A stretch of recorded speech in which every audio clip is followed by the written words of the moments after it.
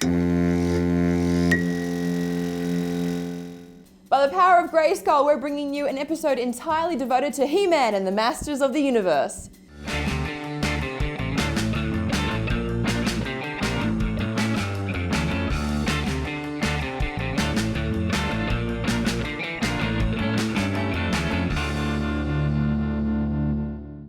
Anyone that's had their own action figure, comic book, cartoon show and live action feature created in their honour deserves the utmost respect. And with all the rumour and gossip surrounding the new He-Man movie, we decided to pay homage to the Prince of Eternia.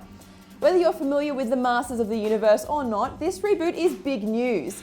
Who will write the script? Will it be any good? And most importantly, who will play the legendary He-Man? First, a quick rundown. To the average Joe in Eternia, Prince Adam is basically a big pussy. Whenever there's any sign of trouble, he runs away. But just like Clark Kent and the whole phone booth thing, there's method to the cowardice.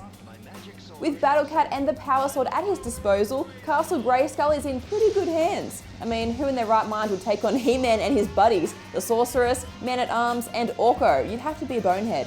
Q, Skeletor and his band of cronies. The thing I find funny is that He-Man doesn't exactly do a Captain America and grow muscles. He looks pretty buff to begin with, and those white t-shirts don't do a particularly good job of hiding his huge pecs. He's not exactly modest either. Naturally, Hollywood decided that all the ingredients were there for a successful franchise, and that's how we ended up with 1987's Masters of the Universe. The reasons why this didn't become a franchise become quickly apparent. This was the 80s, so the producers knew they'd have to remove some of the homoerotic subtext of the cartoon series and make it a little more grown-up and menacing.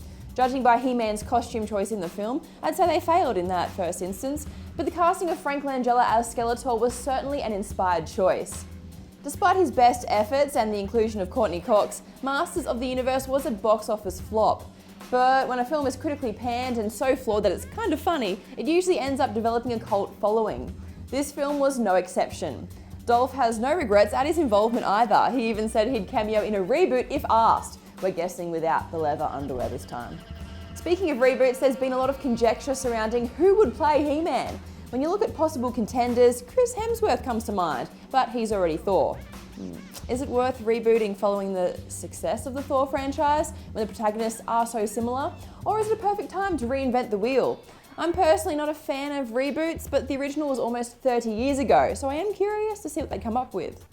The whole reboot idea has been in the works for a while. We had the guys behind Predators, Mike Finch and Alex Littback, inking up a storm, with all swords pointed at Kung Fu Panda's director John Stevenson.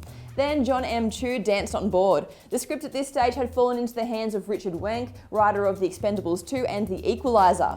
According to Chu, they were going to delve into the Masters of the Universe mythology, focusing on languages and culture of the planet Eternia. There was a mix of darkness planned into this origin story, which sounds kind of cool to me. But guess what? Chu mysteriously moved right along, as did Wank, passing the pen to Pirates of the Caribbean dude Terry Rossio. Anyway, I'm kind of boring myself here. Basically, the whole thing has turned into a game of Pass the Flaming Turd.